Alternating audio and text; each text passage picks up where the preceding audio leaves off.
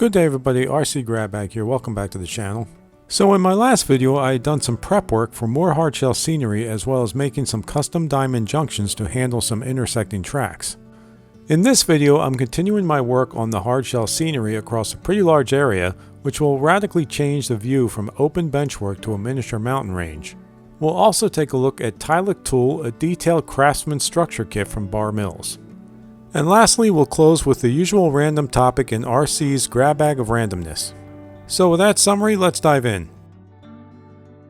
With a supporting structure in place for the hardshell scenery, it's time to add some additional pieces to further define the look. For that, I'm using some heavy cardboard to form various random shapes for the hardshell profiles.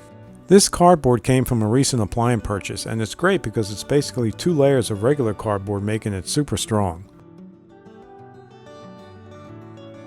Once the basic shape is measured and cut out, I staple the cardboard to the wood support structure.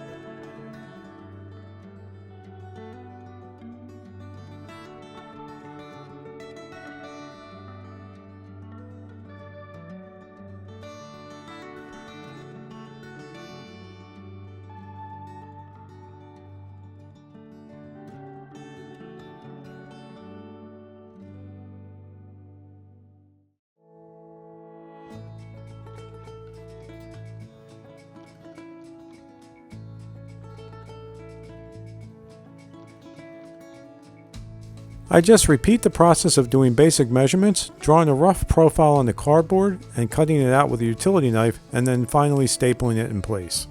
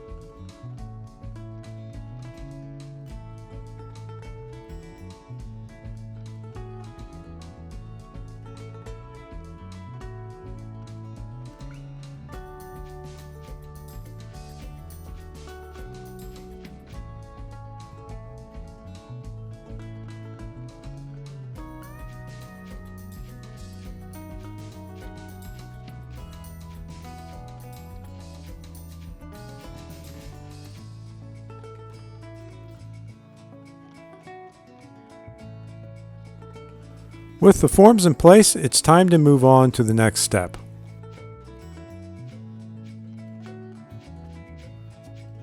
Once the support structure is fully formed, I use regular aluminum window screen to form the basis of the hardshell. I don't spend a lot of time fussing with this step because the window screen is very forgiving with this complex shaping. I just loosely lay it on the support structure and begin fastening it in place. It's pretty easy to work with, although make sure you wear gloves. fasten it down and trim off the excess with ordinary scissors. As shown in the previous video, I used regular underlayment nails to press through the screen and into the cardboard edge. And when I need to anchor the screen down to the plywood, I use the staple gun.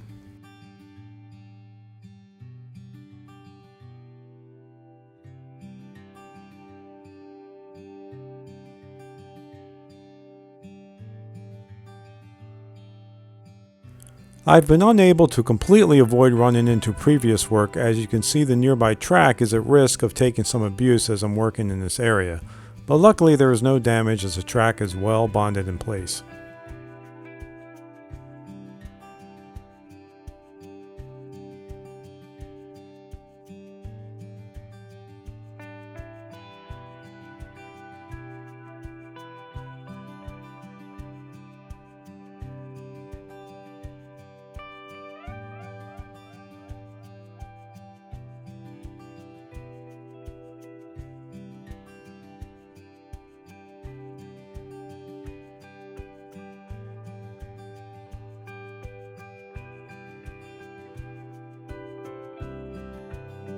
You can see how the screen easily conforms to varied shapes with little fuss.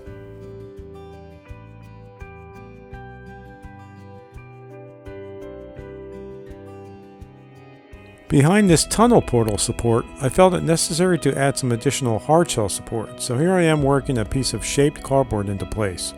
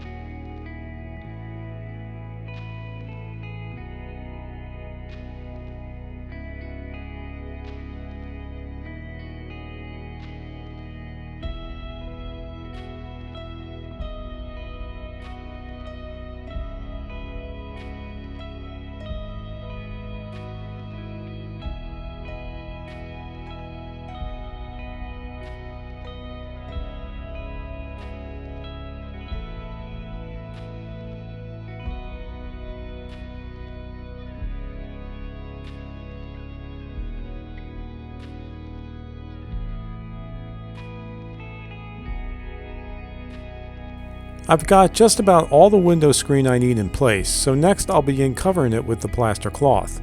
But before we do that, let's take a break and have a look at the Tylick Tool Craftsman Structure Kit by Bar Mills. This is the Tylick Tool Company Craftsman Structure Kit from Bar Mills. This kit, like many of the other buildings I have waiting in the wings, was built by my good friend and master builder Carl. The kit comes with all the necessary structure materials, including cast detail parts. The diorama layout is Carl's handiwork.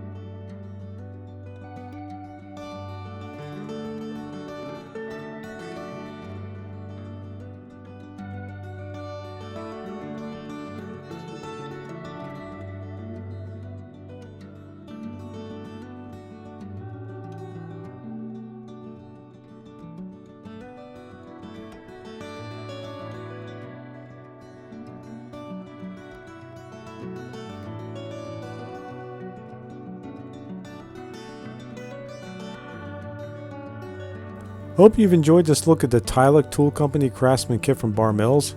Now let's get back to the layout. With the window screen and supports in place, it's time to get ready for the plaster cloth by covering the areas that I'll be applying with plastic drop cloths.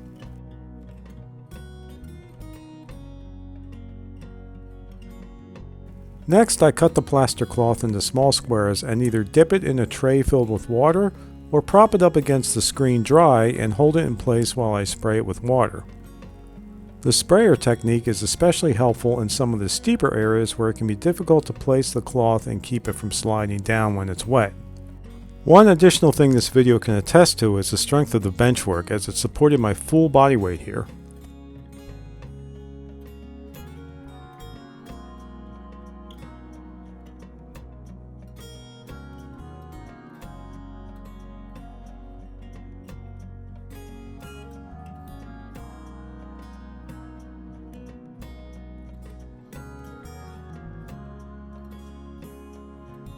I haven't used a lot of foam in my layout construction thus far, but it comes in handy for certain situations like this area here.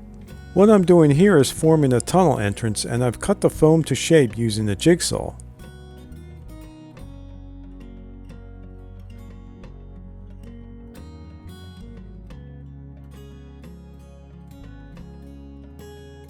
Here I am applying some adhesive to the foam to glue it in place. This is the same Power Grab adhesive I used to fasten down the track. Cutting foam with a jigsaw does make for some foam sawdust, but cleanup is easy with a vacuum cleaner.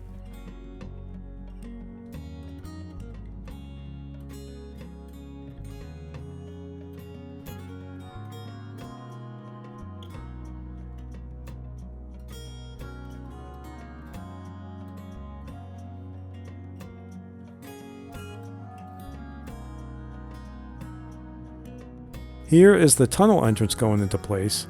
This is just a support for the eventual tunnel portal casting.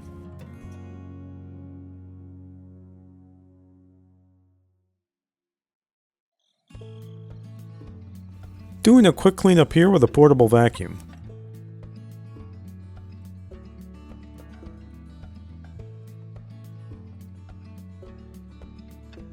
Some additional foam pieces going into place for another tunnel entrance. Weighing it down with some bricks.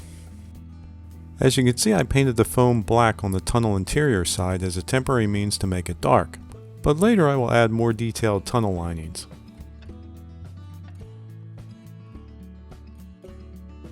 Another tunnel entrance support going into place.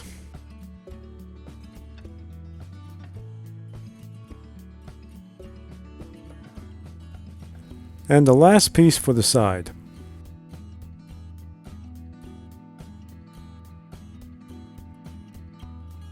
Here I'm using a hot foam cutter to round off some of the edges. The brown paint on the foam that you see was from a previous project, so it's not for any particular effect needed now. Time for more window screen, and as you can see, once again, it's fairly easy to work into place.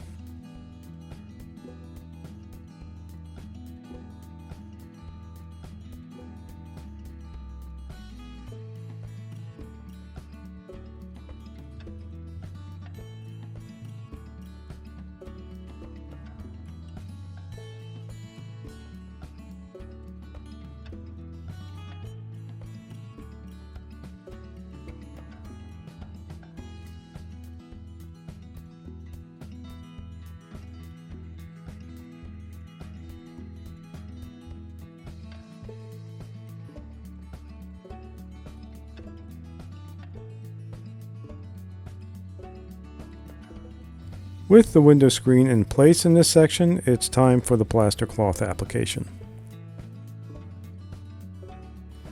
I've slowed down this step here so you can see how I cut the cloth into small squares, and in this case, I put it in place on the screen and use a spray bottle of water to wet the plaster cloth and fix it in place.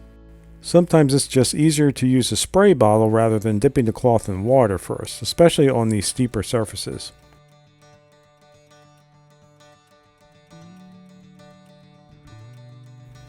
I'm going to speed it up again now, so let's get this done.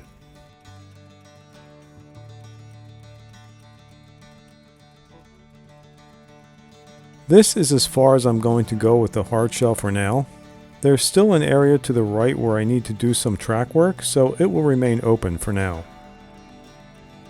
Now let's have a look at the result.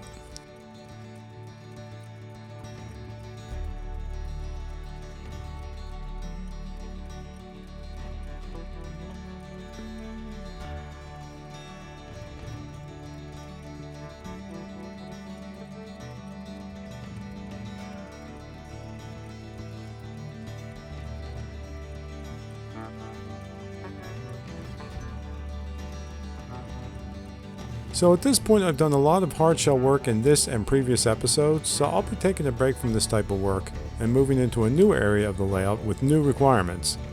Exactly where will be a surprise, so stay tuned.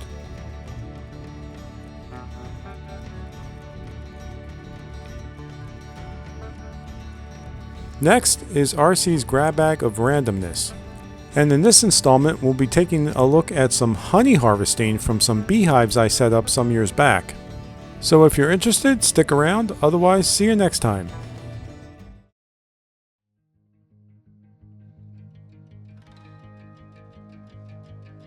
Some years back I was talking to a friend of mine who had contributed to an Indiegogo campaign for the Flowhive Beehive kit. It piqued my interest because my uncle was an avid beekeeper many years ago, and occasionally here and there I would think about getting some beehives. The Flowhives come in a kit that requires assembly. Once the hives were assembled, I built stands out in the corner of the yard and purchased some bees from a local apiary. Now I spent probably a year watching videos and reading about beekeeping before I got started. There's plenty of information out there if you're interested in beekeeping yourself. The unique feature of the Flowhive is how the honey is harvested. The Flowhive provides a set of frames and a special tool that when inserted into the top of the frame and twisted, begins to dispense the honey. A viewing window in the back of the hive lets you see the ends of the frames and the honey that's collected there. The bees will work from the center outward, so they'll start storing honey in the center frames and work outward. So if you see a good amount of honey on the ends of all the frames, the hive is getting pretty full. Also, before harvesting, you need to ensure that the bees have capped the cells containing the honey with wax. This means that most of the water is gone from the honey and it's ready for harvesting. The honey flows out of the frames at the back of the hive, away from the hive entrance where the bees are coming and going. This reduces the risk of getting the bees all riled up. I have 4 hives, and for the first year that I had them, I did not attempt to harvest any honey. This was because the hives were new and needed time to build themselves up. However, the next year, the total harvest was about 14 gallons of honey from the 4 hives. Pretty impressive.